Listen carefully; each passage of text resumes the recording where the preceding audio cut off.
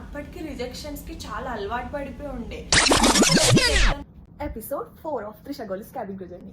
So yes, నేను IndiGo ground staff job కి వెళ్లకుండా ఎయిర్ ఇండియా ఎక్స్ప్రెస్ కి అసలు ఎట్లా వచ్చినానో ఈ వీడియోలో చెప్పిస్తాను.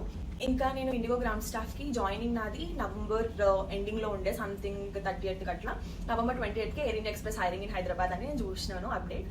చూసినాక అయినా కానీ I was not much interested అనమాట. ఎందుకంటే ఇన్ని వెళ్ళిన నేను క్యాబిన్ క్రూ ఇంటర్వ్యూస్ అసలు ఏమి కాలేదు, మరి ఇప్పుడు ఈ గ్రౌండ్ స్టాఫ్ కూడా వదిలేస్తే ఎందుకు అని చెప్పి నేను వెళ్ళకుండా ఉందాం అనుకున్నాను. బట్ నా ఫ్రెండ్స్ కానీ ఫ్యామిలీ కానీ నాకు చాలా సపోర్ట్ చేసినారు. వాళ్ళు అన్నారు, ఇండిగో ఇంటర్వ్యూస్కి వెళ్ళినావు కదా, ఎందుకంటే IndiGo was only available airline అప్పుడు హైదరాబాద్లో. నాకు ఇంటర్వ్యూస్ నేను అవుట్ ఆఫ్ హైదరాబాద్ వెళ్ళి ఇవ్వలేదు. ఏదైతే హైదరాబాద్ ఉందో ఇండిగో మాత్రమే, మధ్యలో ఒకటి ఎయిర్ ఇండియాకి ఇచ్చినట్టున్నా, దట్స్ ఇట్. దాని తర్వాత ఎయిర్ ఇండియా ఎక్స్ప్రెస్ వచ్చింది అపార్ట్ ఫ్రమ్ దోస్ ఎయిర్లైన్స్. ఇంకా వాళ్ళు ట్రై చేయమని చెప్తే సరే ఇంత చెప్తున్నారు కదా అని చెప్పి నేను జీరో ప్రిపరేషన్తో వెళ్ళినా కానీ అసలు మార్నింగ్ 8కి వెళ్తే నేను నైట్ మళ్ళీ ఇంటికి వచ్చే వరకు హోటల్ నుంచి బయటకు రావడానికి నాకు 8 అయింది అనమాట రాత్రి. ఇంకా నేను అక్కడ నుంచి ఫైనల్గా సెలెక్ట్ అయ్యి బయటకు వచ్చినాను.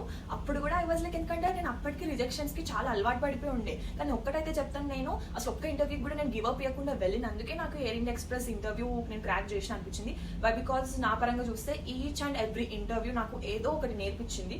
అన్ని ఇంటర్వ్యూస్కి వెళ్ళినా కాబట్టి ఇంటర్వ్యూకి నేను వితౌట్ జీరో ప్రిపరేషన్, జీరో ఎక్స్పెక్టేషన్తో వెళ్ళినా కానీ ఐ గాట్ సెలెక్టెడ్ అనిపించింది.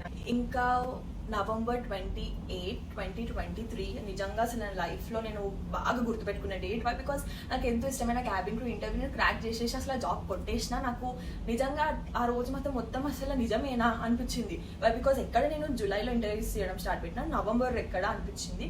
కానీ yes, that was memorable day for me. ఒక్కొక్క స్టెప్, ఒక్కొక్క రౌండ్ క్రాక్ చేస్తూ వెళ్ళి అసలు అన్ని రౌండ్స్ ఎట్లా క్రాక్ చేసినాను అని ఇప్పటికీ ఇట్స్ లైక్ ఏమంటారు, డ్రీమ్ కమ్ ట్రూ. ఇప్పుడు కూడా తలుచుకుంటుంటే భలే అనిపిస్తుంది నాకు. అండ్ ఎస్, నేను నెక్స్ట్ వీడియోలో నా ఇంటర్వ్యూ డే రోజు నాకు ఎన్ని రౌండ్స్ అయినాయి, సో నేను ఎట్లా పార్టిసిపేట్ చేసిన, నా ఇంటర్వ్యూ ఎక్స్పీరియన్స్, నా హ్యాపీనెస్ ఎట్లుండేనో మొత్తం మీతో షేర్ చేసుకుంటాను. Wait for episode 5 and till then follow and subscribe to Trisha Tales. Take care, bye bye.